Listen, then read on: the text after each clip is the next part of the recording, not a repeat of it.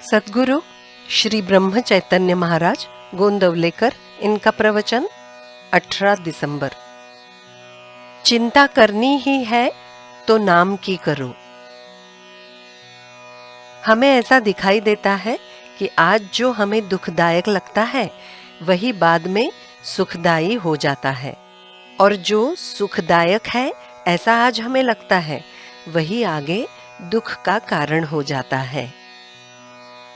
तुम्हें जो सुख दुख मिलता है वो सब भगवान की ओर से ही आता है, ऐसा कहा तो फिर दुख का क्या कारण? जब तक किसी पराये से मिला हुआ दुख हमें भगवान ने ही दिया है ऐसा नहीं लगता, तब तक हम भगवान के नहीं हुए। हमें डर कब लगता है? तो जब हमारा आधार छूटता है तब। जो होता है वो राम की इच्छा से होता है, ऐसा समझना चाहिए। संकट यदि भगवान ने लाए हैं तो उन्हें सहने की शक्ति भी वही देता है। समर्थ रामदास जी के होकर हम इस तरह क्यों डरें? जो समर्थ के हो जाते हैं वो परिस्थिति में डगमगाते नहीं। प्रत्यक्ष संकट का निवारण हम कर सकते हैं, फिर किस बात का डर पकड़ कर रखें। मूलतः जो डर है ही नहीं उसे तुम अपने मन में निर्माण करते हो, इसे क्या कहा जाए? चौसर के खेल में यदि गोटी मर जाती है तो उसका कोई सुख दुख करता है क्या? इसी तरह व्यवहार में हम बर्ताव करें। सुख से अभिभूत और दुख से अस्वस्थ नहीं होना चाहिए। ऐसा होने के लिए हमारा मन शांत होना बहुत जरूरी है।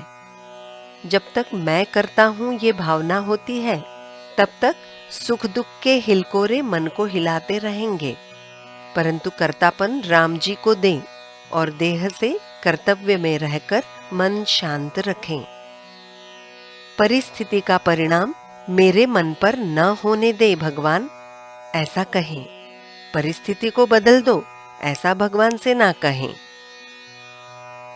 जिस तरह से कोई विष खून में भिदता है उस तरह चिंता हमारे शरीर में भिद जाती है।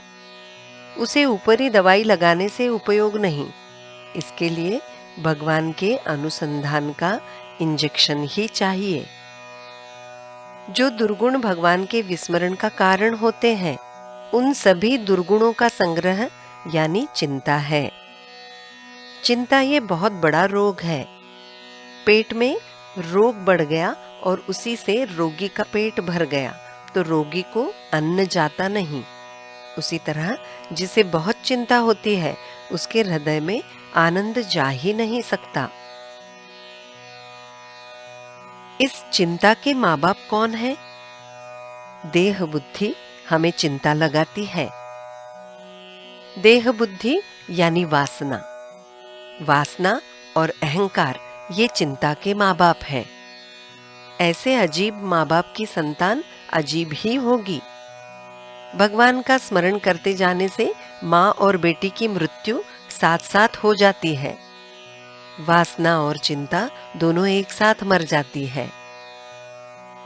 सच ये है कि एक ही स्थिति कभी कायम रहती नहीं, इसलिए हमें भय लगता है और उसी से चिंता उत्पन्न होती है। चिंता जितनी हमारे मन को मारती है उतना ही नाम हमें तारता है। फिर भी हम चिंता को ही पकड़कर बैठते हैं, इसे क्या कहा जाए? हमारा जितना समय चिंता में व्यतीत होता है वो सारा व्यर्थ गया, ऐसा समझें। चिंता करनी ही है तो अनुसंधान कैसे टिक पाएगा, इसी की करें। नाम की चिंता करें, फिर चिंता करने की नौबत ही नहीं आएगी।